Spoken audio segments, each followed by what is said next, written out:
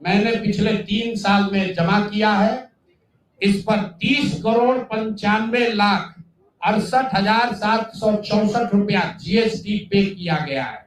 ध्यान रखिए कि जो पैसा हम लोग सलाह देते हैं उस पर जो फीस मिलती है उस पर 18% भारत सरकार को जीएसटी देते हैं। तो 241 करोड़ रुपया हमने फीस के तौर पर लिया 3 बरस में, और उस पर 30,95,00,000 रुपया हमने जीएसटी भरा। उसके बाद 20 करोड़ रुपया इनकम टैक्स दिया है, 20 करोड़ रुपया टैक्स दिया है इनकम टैक्स, और 98,75,00,000 रुपया डोनेट किया है जन सुराज पार्टी को अपने व्यक्तिगत अकाउंट से। हमको कहता है पैसा कहां से लाते हैं, हम लोग चोर नहीं है। 98 करोड़ रुपया अपना व्यक्तिगत पैसा मैंने जो बच गया खर्च के बाद ये तय किया है कि जीवन में जो भी पैसा कमाएंगे इस 10 साल में ये सब बिहार की व्यवस्था को सुधारने के लिए लगाएंगे।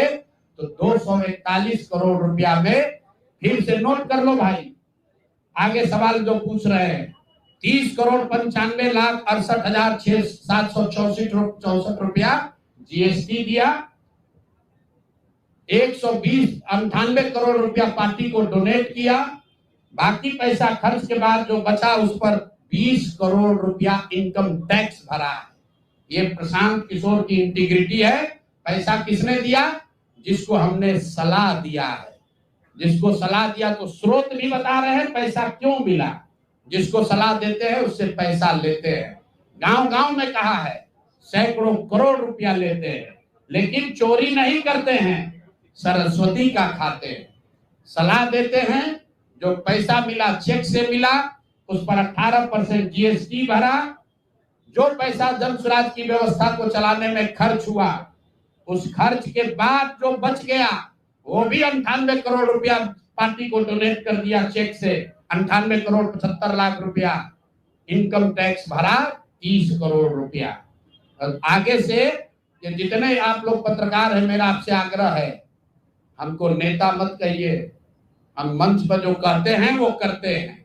हम नेता नहीं हैं, बिहार से पैसा कमाने नहीं आए हैं। अपना खून पसीना का कमाई का पैसा लगा रहे हैं, इसलिए लगा रहे हैं कि बिहार में गरीब से गरीब आदमी भी अगर सुधार के लिए कुछ करना चाहता है तो उसको पैसे के वजह से पीछे न हटना पड़े।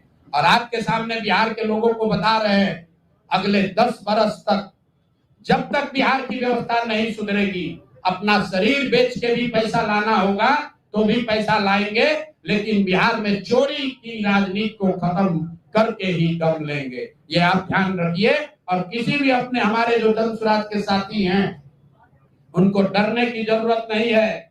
1-1 रुपया प्रशांत किशोर का अकाउंटेड है। केंद्र सरकार को जीएसटी भरा है, इनकम टैक्स भरा है, और जब आप इनकम टैक्स भरते हैं तो ये भी पूछा जाता है कि पैसा आया कहां से। किसी ने कहा अभी एक प्रेस कॉन्फ्रेंस में, एक मैं खाली आपको उदाहरण देता हूं, नवयुगा कंस्ट्रक्शन के नाम पर किसी ने कहा पैसा दिया है। बिल्कुल दिया है, 11 करोड़ रुपया लिए है।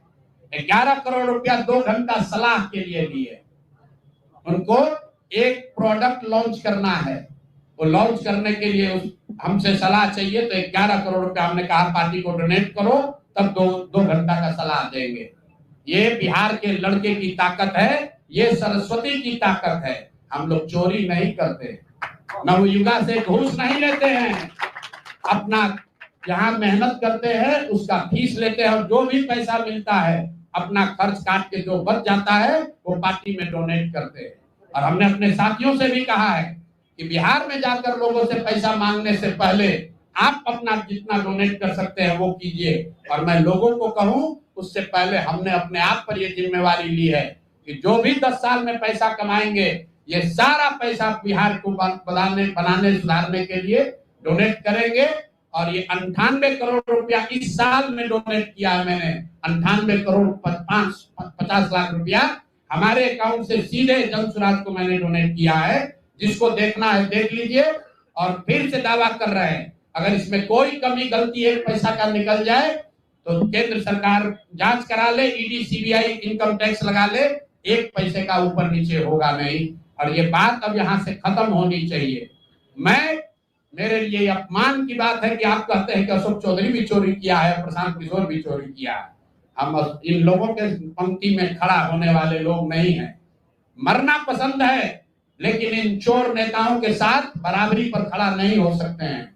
हम लोग चोरी नहीं करते हैं। और अब मैं आपसे सवाल पूछ रहा हूं। अब आप जिस काम के लिए आप जुड़े हैं, पहला इल्जाम सीधा और सीधा वैभव विकास ट्रस्ट पर, न्यास पर है। मुन्ना जी ने पेपर जारी किया है। न्यास के जो मुख्य पदाधिकारी हैं, जियालाल आर्य जी, मैं आज भी समझता हूं आप बहुत ईमानदार व्यक्ति हैं।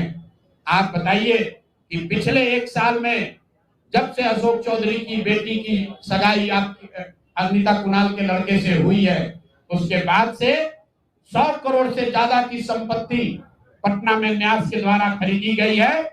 जियालाल आर्य जी, अगर जैसे मैंने बताया है अभी प्रेस के सामने, आप प्रेस के सामने आइए और बताइए, न्यास का अकाउंट जारी करिए कि कहां से ये पैसा आपके पास आया, कहां से ये 100 करोड़ रुपए न्यास के पास आए। जब से न्यास बना है उसमें 10 करोड़ का भी संपत्ति नहीं खरीदा गया। पिछले 1 साल में 100 करोड़ का ज्यादा से ज्यादा का संपत्ति कैसे खरीदा गया है। आप व्यक्तिगत तौर पर ईमानदार हैं तो नीतीश कुमार भी ईमानदार है, मनमोहन सिंह भी ईमानदार थे। लेकिन जिस न्यास के आप मुखिया हैं, ये कहने से बात नहीं बनेगी कि हमको जानकारी नहीं है।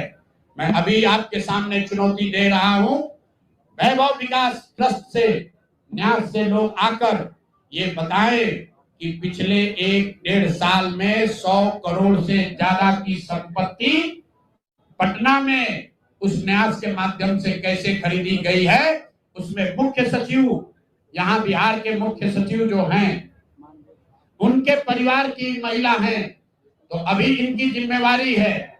मुख्य सचिव यहाँ पर प्रत्यय अमृत हैं, इनकी सास है मुन्ना जी, इनकी सास है, प्रत्यय अमृत की सास है, इनकी सासू माँ है, और जियालाल आर्य जी और अनिता कुणाल, ये तीनों लोग बताए। इन्होंने कहा किशोर कुणाल जी का नाम बहुत बड़ा है, तो किशोर कुणाल जी के नाम पर ही कम से कम उनके नाम को दागदार मत कीजिए। समाज ने उनके नाम की बड़ी प्रतिष्ठा है। तो आप प्रेस को बुलाइए और क्लियर कीजिए कि आपके न्यास से, मैं 3 लोगों का नाम ले रहा हूं, जियालाल आर्य जो बहुत सम्मानित व्यक्ति हैं, ईमानदार व्यक्ति हैं, उनकी ऐसी छवि है। दूसरा अनिता कुणाल जी जो किशोर कुणाल जी की पत्नी है, और तीसरा यहाँ के मुख्य सचिव की सासू माँ। ये तीनों लोग बताएं कि न्यास में 100 करोड़ से ज्यादा की संपत्ति खरीदने का पैसा कहां से आया है। दूसरी बात, अशोक चौधरी के नाम पर जो संपत्ति की बात कही गई है, हम लोग उस बात पर कायम हैं। 200 करोड़ की संपत्ति इन्होंने अर्जित की है। इन्होंने कैमरे पर आप लोगों को कहा कि 1 कट्ठा भी जमीन हो जाएगा तो मैं जनसुराज की गुलामी करूंगा। मेरे भाई, मुन्ना जी ने अभी पूरा डॉक्यूमेंट जारी किया है। अगर या तो उसको आप रिबटल कीजिए कि ये आपका जमीन नहीं है, और अगर जमीन है तो जनसुराज की गुलामी मत कीजिए, बिहार के लोगों की गुलामी के लिए तैयार होइए, इस्तीफा दीजिए। नहीं इस्तीफा दीजिएगा तो आपका घेराव होगा, आपका राजनीति आपका नहीं करने देंगे। हम लोग राज्यपाल, मुख्यमंत्री नहीं सुन रहे हैं, हम लोग राज्यपाल महोदय के पास जाएंगे, कोर्ट में जाएंगे, इनके खिलाफ कार्रवाई होनी चाहिए। और 100 करोड़ का मानहानि का नोटिस भेजे थे।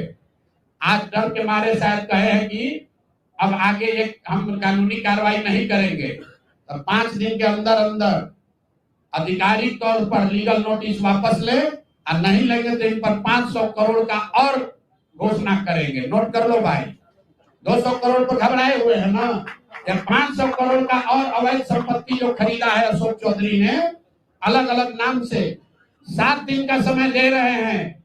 7 दिन के अंदर अंदर अगर अब इस बात के लिए माफी नहीं मांगे कि प्रशांत किशोर पर झूठा मानहानि का मुकदमा करने का केस तो नहीं किया है, नोटिस भेजे हैं, तो अगर 7 दिन के अंदर अंदर लीगली कैमरे के सामने आकर ये नोटिस वापस नहीं लिए, तो इन पर 500 करोड़ का और जो अवैध संपत्ति ये कब्जा किए हैं, खरीदे हैं, उसकी सारी सूची आपके सामने जारी करेंगे। एकदम इनको चुनौती दे रहे हैं भाई। 200 कर दिए हैं, 200 किए थे, 500 करोड़ का इनका पेपर तैयार है। पिछले 8 महीनों में इन्होंने 20,000 करोड़ से ज्यादा का कॉन्ट्रैक्ट दिया है। 20,000 से ज्यादा का कॉन्ट्रैक्ट भाई साहब ने दिया है, और हर कॉन्ट्रैक्ट में 5% पैसा कमीशन के तौर पर लिया गया है। अभी अभी इतना ही बोल रहे हैं, अगले प्रेस कॉन्फ्रेंस तक अगर इन्होंने अपनी गलती नहीं मानी तो जिन लोगों के जरिए ये 5% पैसा वसूला गया है वो लोग को प्रेस के सामने बैठाकर आपसे परिचय कराएंगे कि कौन लोगों ने ये 5% की रेट से पैसा वसूला है। और दूसरी बात, ये जो पैसा रिलीज हो रहा है 0.5% हर रिलीज में पैसा काटा जा रहा है। अभी जो 2 घटना आपने सुनी होगी नोट जलाने की, 2 इंजीनियर्स के घर में जो नोट के गड्ढे पकड़े गए हैं, वो वही पैसा है जो पैसा ये लोग कॉन्ट्रैक्टर को दिए। कॉन्ट्रैक्ट देने के लिए 5% लिया, उसके बाद जब जब पैसा रिलीज होता है तो 0.5% इनका उसमें शेयर बनता है। वही पैसा ये इंजीनियर कलेक्ट करके वापस ला रहे थे पटना जमा कराने, जो एक आदमी उसमें पकड़ा गया, एक आदमी जेल में भी है, और रात भर नोट का गड्ढी जलाया गया है। अब अशोक चौधरी इस पर बयान दें कि ये उनकी वो इसमें संलिप्त है कि नहीं है। नहीं है तो आपके सामने अगले प्रेस कॉन्फ्रेंस में उन लोगों को खड़ा करेंगे जो इनके बिहाफ में ये पैसा की वसूली कर रहे हैं, और इनको उसका जवाब देना पड़ेगा। अशोक चौधरी बंद। अब आ जाइए आज की सबसे बड़ी जो जिस चीज के लिए आपको बुलाए हैं। बिहार के उप मुख्यमंत्री सम्राट चौधरी, इन पर मेरा सीधा आपके माध्यम से सरकार को, बिहार के गवर्नर से, बिहार सरकार से, केंद्र सरकार से मेरा अनुरोध है कि इनको हत्या के आरोप में, ये हत्या के अभियुक्त हैं, इनको तुरंत पद से बर्खास्त करके गिरफ्तार किया जाए। क्यों किया जाए ये समझिए। तारापुर में 1995 में 7 लोगों की जो हत्या हुई, और 7 मारे जाने वाले लोग कुशवाहा समाज के लोग थे। ये बिहार में जाति की राजनीति करने वालों के लिए सबक होना चाहिए। सम्राट चौधरी कहते हैं मैं कुशवाहा हूं। 7 लोगों की जिनकी हत्या के ये अभियुक्त हैं, आरोप नहीं है, मैं शब्द बहुत सही समझ के बोल रहा हूं। 7 लोगों की हत्या के अभियुक्त राकेश कुमार उर्फ सम्राट कुमार मौर्य उर्फ Samrat Choudhary, Tarapur case number 44/1995, note कर लीजिए। 44/1995 में 7 लोगों की हत्या हुई, उसमें ये अभियुक्त हुए, और जो केस है चीफ जुडिशियल मजिस्ट्रेट को 24/4/1995 को इन लोगों ने डॉक्यूमेंट सबमिट किया। बिहार विद्यालय परीक्षा समिति का एक एडमिट कार्ड सबमिट किया, जिसमें बताया गया कि KNVMH सम्राट, ये स्कूल का नाम है, कुमार सर एक स्कूल का नाम है, जहां से ये एडमिट कार्ड इशू हुआ है। सम्राट चंद्र मौर्य, पिता का नाम Shakuni Choudhary, date of birth 1/5/81, result fail, number आया 268, कैटेगरी प्राइवेट।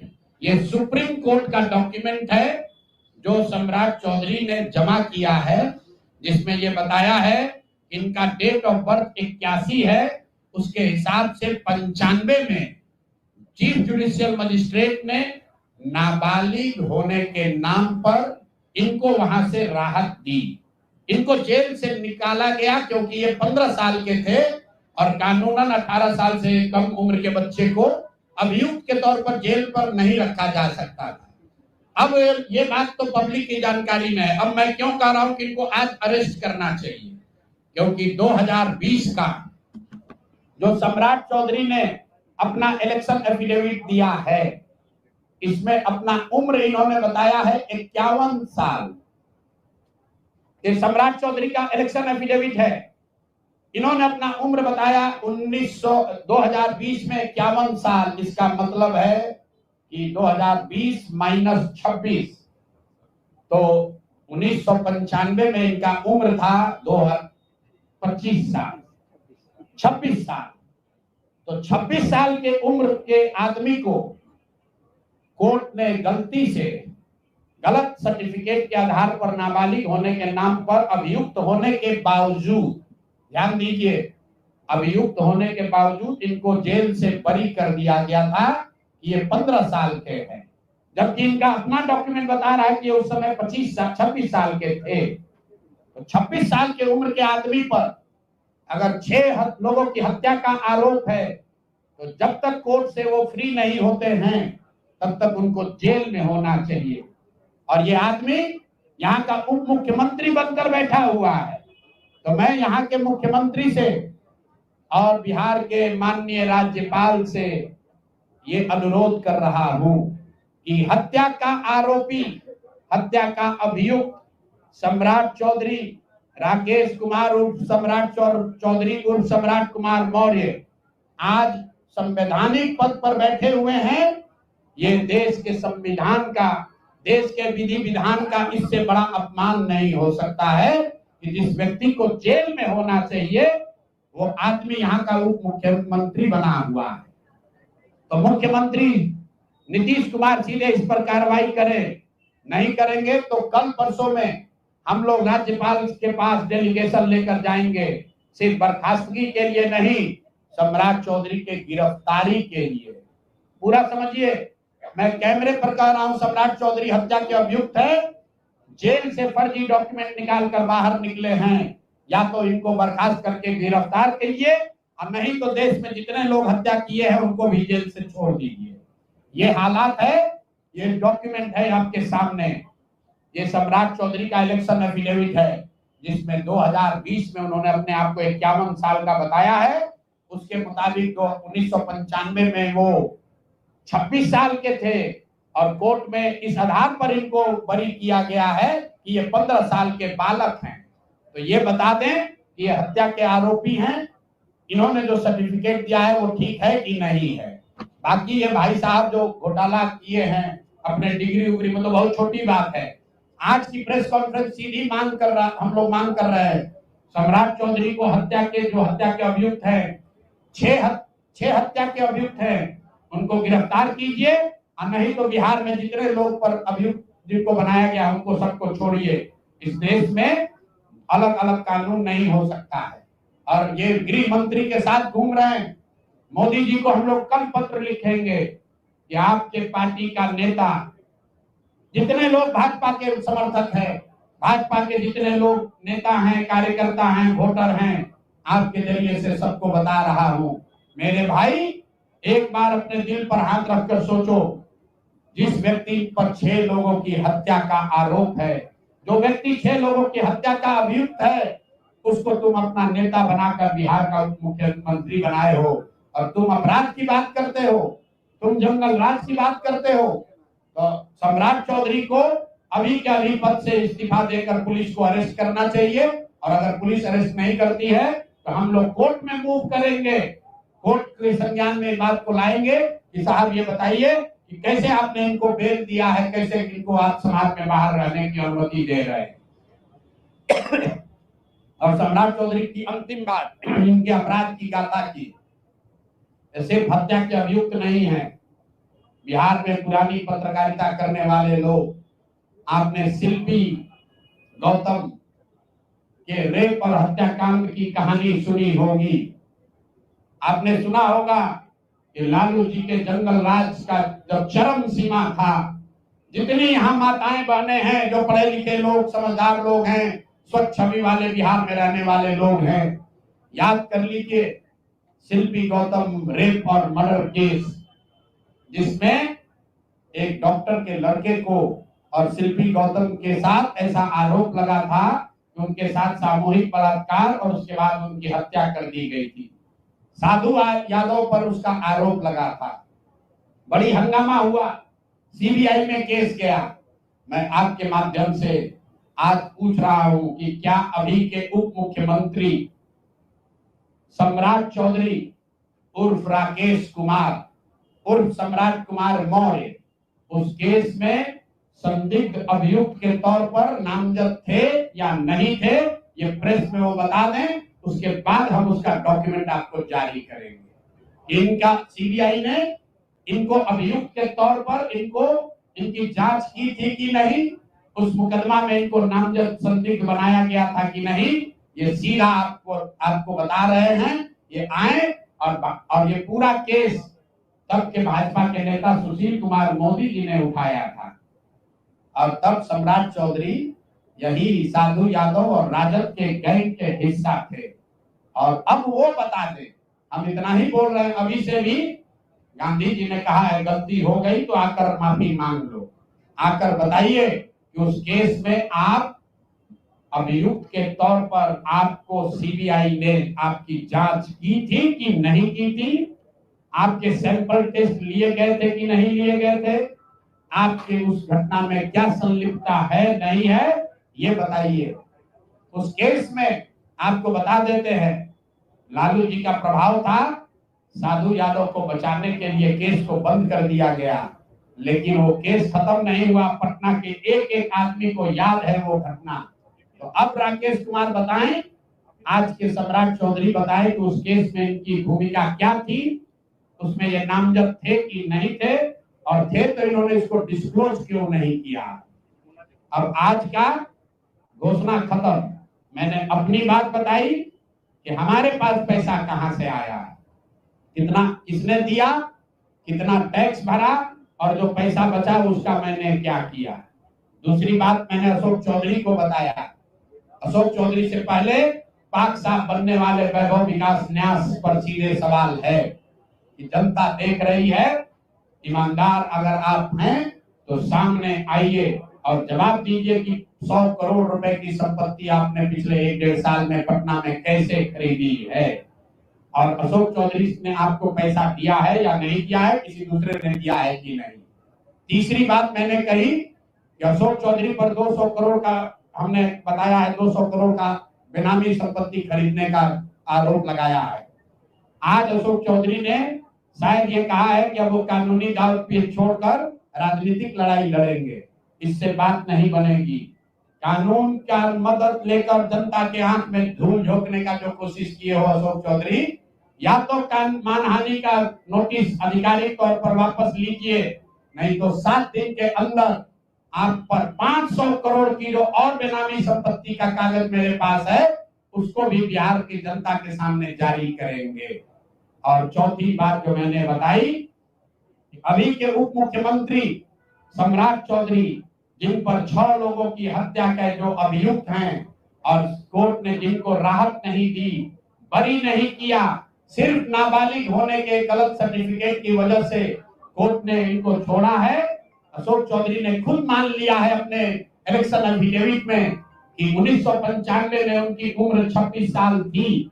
तो अब अशोक चौधरी को तुरंत पद से बर्खास्त करके उनको गिरफ्तार किया जाना चाहिए। सम्राट चौधरी, सॉरी, ये दोनों चौधरी में कंफ्यूज कर गए।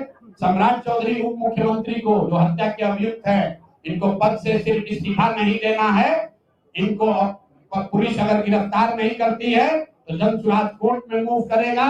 कल हम लोग गवर्नर से टाइम लेंगे।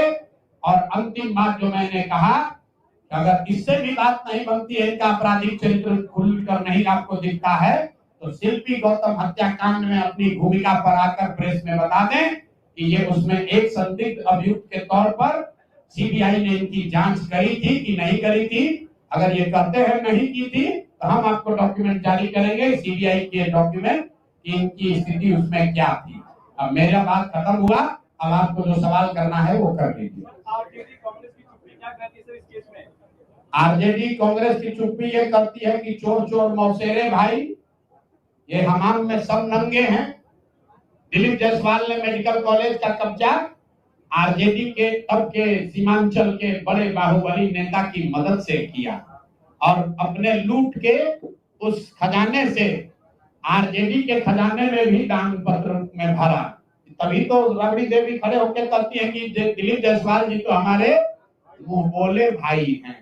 तो जितने लोग राजद को लालटेन को वोट देते हैं, देख लो भाई। एक और कहते हैं कि हम भाजपा से लड़ रहे हैं और एक और भाजपा के नेताओं के साथ मिलकर सिखों का कॉलेज कब्जा किया है, उससे पैसा तहसील रहा है, उसके कॉलेज से अपने बच्चों का गलत मेडिकल का डिग्री दिलवा रहा है। कांग्रेस का कोई महत्व नहीं है। कांग्रेस पर इतना भ्रष्टाचार का आरोप है कि भ्रष्टाचार का नाम सुन के डर के भागता है, सोचता है कि भ्रष्टाचार को कुछ बोलेंगे तो लोग तुमको पूछ लेगा कि तुम भी तो नेशनल हेराल्ड में घोटाला किए हो, तुम भी तो 2 लाख करोड़ का घोटाला किए थे। अगर कांग्रेस वाले बिहार में 70,000 करोड़ के सीएजी का बात करेंगे तो सामने वाला भाजपा वाला कहेगा कि 2 लाख करोड़ आप पर भी तो चोरी का इल्जाम था। लेकिन जमसुराज और प्रशांत किशोर पर चोरी का इल्जाम नहीं लगा सकते हैं और आगे कोई कंफ्यूजन न करे, इसीलिए आगे कोई बात कहने से पहले हमने अपना अकाउंट जारी कर दिया। 241 करोड़ के इनकम का, उस इनकम पर भरे हुए जीएसटी का, उस पर दिए इनकम टैक्स का और उसके बाद जो 98 करोड़ डोनेट किया पार्टी को उसका। अगर कोई गलती हो तो फांसी पर चढ़ा देना, लेकिन अपने बराबरी में खड़ा मत करो। तुम चोर हो, तुम बिहार को लूटने का षड्यंत्र कर रहे हो, तुम्हारे जीवन का उद्देश्य बिहार को लूटना है, मेरे जीवन का उद्देश्य बिहार को बनाना है, दोनों में फर्क है।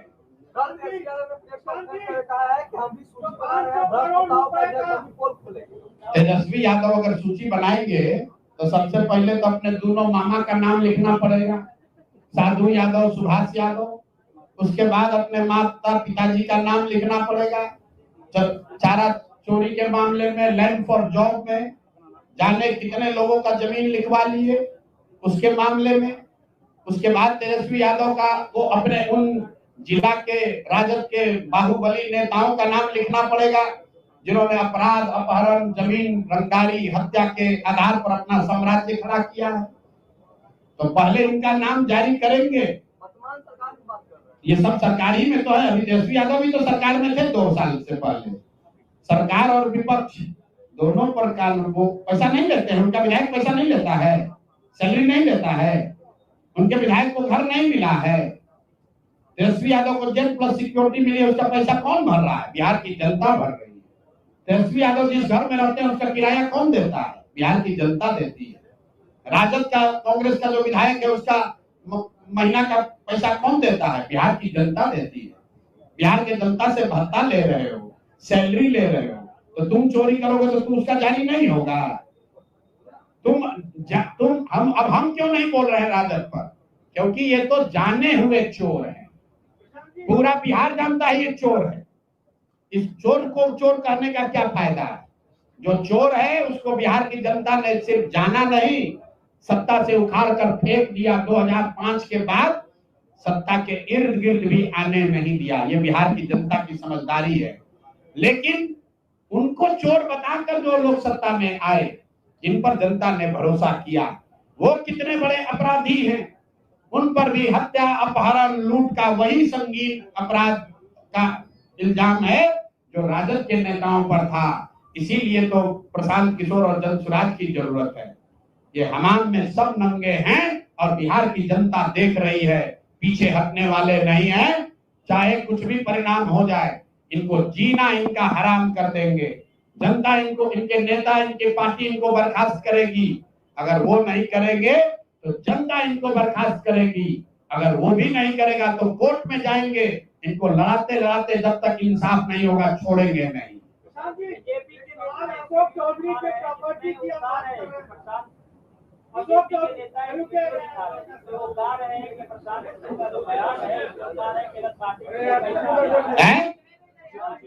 पैसा आता है उसके लिए ना तो हम मौत खरीदेंगे ना तो जमीन खरीदेंगे, लेकिन बीपीएससी अभ्यर्थी जिस समय प्रोटेस्ट कर रहे थे उस समय प्रशांत तो भैया तुमको बताए, अभी सुने नहीं यार, प्रशांत किशोर की इनकम 241 करोड़ है डिक्लेयर्ड इनकम, जिस पर टैक्स भरते हैं 3 साल में। कितना? 241 करोड़। इतना पैसा हमारी अपनी आमदनी है, जिस पर जीएसटी भरा, जिस पर इनकम टैक्स भरा, और खर्च के बाद जो पैसा बच गया उसको बिहार के समाज के लिए दान में दे दिया। 98 करोड़ 50 लाख रुपया जाकर देख। और ये हम नहीं कह रहे हैं, भारत सरकार के इनकम टैक्स में फाइल है, जाकर चेक कर लीजिएगा और आपको भी दे देंगे, आप भी देख लीजिएगा। 500 करोड़ रुपए की प्रॉपर्टी का जो उसके तार कहीं इंदौर और उज्जैन से तो नहीं जुड़े हैं। मेरे भाई ये देखिए, मैंने आपको कहा दिलीप जायसवाल पर हम लोग कोई इन्वेस्टिगेटिंग एजेंसी नहीं है। अगर हर मंत्री के सारे भ्रष्टाचार के पैसे और संपत्ति का हम घोषणा करने लगे तो 2-4 दिन ये प्रेस चलता रहेगा। हमने दिलीप जायसवाल को बताया कि आदमी अपराधी है, भ्रष्टाचारी है। उसके बाद वो आदमी सरेंडर कर गया, मूर्छित हो गया। बिहार की जनता ने मान लिया भाई ये गलती मान रहा है, उसको हमने छोड़ दिया। छोड़ा सिर्फ नवंबर तक है। कल जब व्यवस्था बनेगी तो उन पर ट्रायल चलेगा, कॉलेज वापस लिया जाएगा और उन्होंने जो गलती की गई की उस पर सजा होगी। सुनिए एक मिनट। अब अशोक चौधरी पर कहा गया 200 करोड़ की बेनामी संपत्ति का। अशोक चौधरी का 200 करोड़ रुपया थोड़ी ना है, वो तो सैकड़ों करोड़ रुपया और कमाए हैं। 200 करोड़ पे 50 करोड़ की पेपर हम लोगों ने जारी कर दिया। अब बोल रहे हैं कि अभी से भी बिहार की जनता से माफी मांग लो। पूरा ये जो कानूनी दाव पेच का ढोंग रचे हो वापस, अभी आज कैमरे पर बोले हैं ना, लिखित में 7 दिन के अंदर अगर मानहानि का दावा, क्योंकि मानहानि के दावा से नहीं डर रहे हैं, ये जनता को भ्रमित करने के लिए कह रहे हैं कि हम मानहानि का दावा किए हैं। अगर आधिकारिक तौर पर ये मानहानि का दावा वापस नहीं लेकर चुप नहीं होते हैं, अगर ये माफी नहीं मांगते हैं तो इन पर अगला किस्त 500 करोड़ की संपत्ति का जारी करेगा। और फिर भी ये भी बता रहे हैं वो 500 भी पूरा नहीं होगा, क्योंकि हमारे पास कोई इन्वेस्टिगेटिंग एजेंसी थोड़े ना है कि हम बता दें कितना पैसा लिया। जितना आया है उतना जारी कर रहे हैं। इसका मतलब हम 200 कर रहे हैं, इसका मतलब ये मत समझिए कि अशोक चौधरी 200 करोड़ का घोटाला किए। अरे घोटाला तो बहुत 100 करोड़ का किया है। 200 करोड़ का पेपर आ गया, उसके बाद अभी 500 करोड़ का और आ गया। अब अगर दम है तो फिर से मानहानि का दावा कर लो। आपको बता रहे 7 दिन के अंदर जो दावा किए हैं उस पर भी अगर पीछे नहीं हटे तो ये 500 करोड़ का जारी होगा। अब ये कौन होगा जब जारी करेंगे, देखिएगा कि उज्जैन है कि इंदौर है कि सुनिए, अब सुनना चाहते हैं तो मुक्तेश्वर है कि पटना है, वो सुन रहे होंगे, उनको दिख रहा होगा कि हम कहां से बोल रहे हैं। रांची है कि दिल्ली है कि मुक्तेश्वर धाम है कि पटना बाईपास है, वो सारी जमीन का कागज जारी कर देंगे। आज किसको बोले हैं कि हम कानूनी चीज से बंद कर रहे हैं? किसको बोले? किसी को बोले हैं कि नहीं बोले? एएनआई को बोले हैं। आप नेताओं का नाम ले रहे हैं, सम्राट चौधरी या दिलीप जायसवाल, सब नेताओं को बीजेपी विधानसभा चुनाव लड़ाने की तैयारी कर रही है। लड़ाई तो दिख जाएगा कि बीजेपी का यही चरित्र है। और जनता अगर उनको चुनकर ला देगी तो जनता इस बात के लिए तैयार रहे कि अगर आप समाज में हत्यारों को, लुटेरों को वोट देकर जिताओगे तो आप अपने दुर्दशा के लिए खुद ही जिम्मेवार होगे। हमारा काम है आपको बताना, आपको सीखना है सीखो। आप ये भी कह सकते हैं कि कल सम्राट चौधरी जीत कर आ जाएंगे, क्या होगा? पहली बात तो ये चुनाव लड़ेंगे नहीं, इनकी हिम्मत नहीं। अशोक चौधरी चुनाव लड़े हैं, सम्राट चौधरी चुनाव लड़े हैं भाई, ये चुनाव लड़ने वाले लोग नहीं हैं, ये सब नॉमिनेशन से आते हैं। भाजपा में, जदयू में जो लोग को चुनाव लड़ना है वो थर-थर कांप रहा है, वो कह रहा है भैया जल्दी सबको हटाओ, नहीं तो ये तो मरेगा ही, हम लोग को भी मार देगा। बिहार की जनता मालिक है। एक मिनट रुकिए, बिहार की एक मिनट पूरा कर ले, रुकिए एक मिनट। बिहार की जनता मालिक है, जिसको कोई बर्खास्त नहीं करेगा उसको बिहार की जनता बर्खास्त करेगी, मेरा ये विश्वास है। अगर नहीं किए तो फिर यही लोग आप पर राज करेंगे, आपके बच्चों पर राज करेंगे। ये ना जाति देखेंगे ना धर्म देखेंगे, इनका एक ही जात है, एक ही धर्म है, एक ही ईमान है, वो है पैसा, लूट, अपराध। और नीतीश कुमार कहते हैं हम 3C से समझौता नहीं करेंगे। तो आपका उप मुख्यमंत्री क्राइम का बादशाह है, हत्या का अभियुक्त है। आपका सहायता मंत्री अशोक चौधरी करप्शन का सिरमौर है, सरगना है। और भाजपा के साथ तो आप हैं ही, तो आपका तीनों सी में कोई सी नहीं बचा। नीतीश जी अभी से भी जगिए, इन लोगों को बर्खास्त कीजिए, नहीं तो आने वाला इतिहास कभी आपको माफ नहीं करेगा।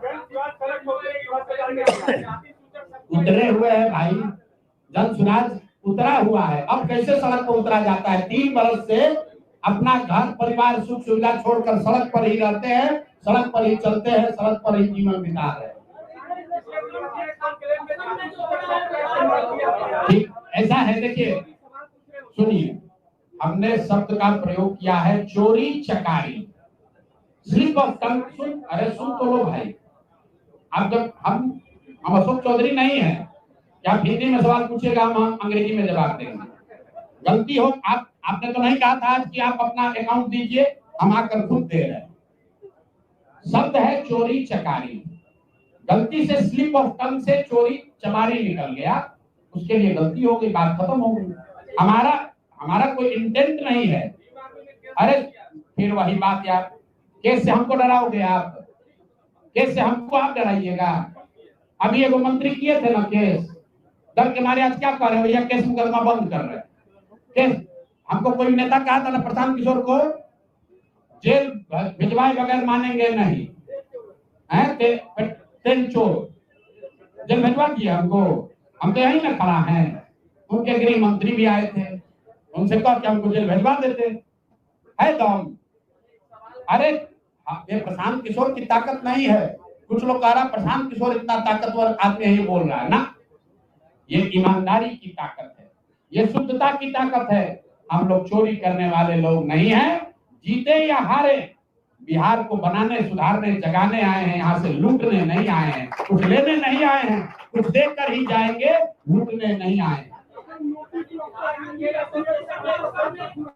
एक एक करके बोलिए।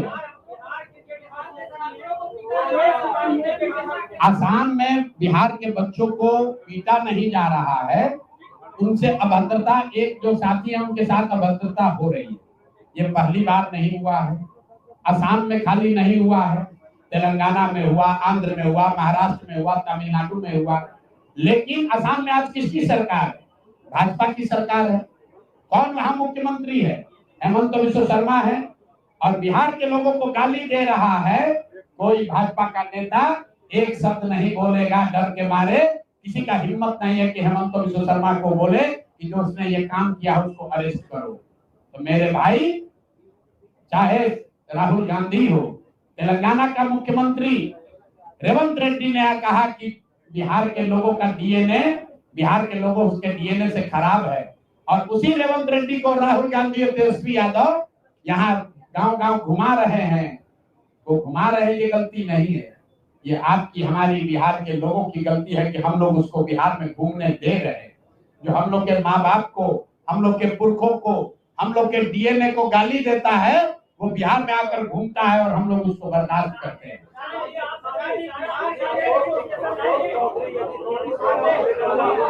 भैया ऐसा है, अशोक चौधरी का मामला हुआ खत्म, ठीक है, उनको 7 दिन का टाइम दिए हैं।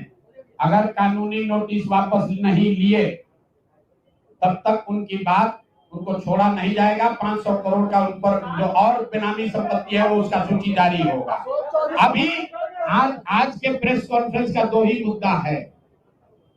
जो वैभव विकास ट्रस्ट के लोग हैं, जियालाल आर्या जी हैं, उनको आकर प्रेस में बताना है कि उनके ट्रस्ट में 100 करोड़ की से ज्यादा की संपत्ति कैसे खरीदी गई है। दूसरा बात सम्राट चौधरी पर है कि आप हत्या के अभियुक्त हैं। आपने एक फर्जी सर्टिफिकेट लगाकर जेल से बाहर आप आए थे। आपने अपने एफिडेविट में मान लिया कि 1995 में जब आप हत्या के अभियुक्त बने तो आप 26 साल के थे। तो जब तक कोर्ट ने से आपको बरी नहीं किया जाता है तब तक आपको मुख्यमंत्री के पद पर नहीं, आपको जेल में रहना है, ये बताना है। और अंतिम बात ये कहा गया है कि शिल्पी गौतम रेप और हत्याकांड में सम्राट चौधरी अपनी भूमिका के बारे में स्पष्टता से बताए कि उसमें उनकी कोई भूमिका अभियुक्त या संदिग्ध के तौर पर है, थी या नहीं।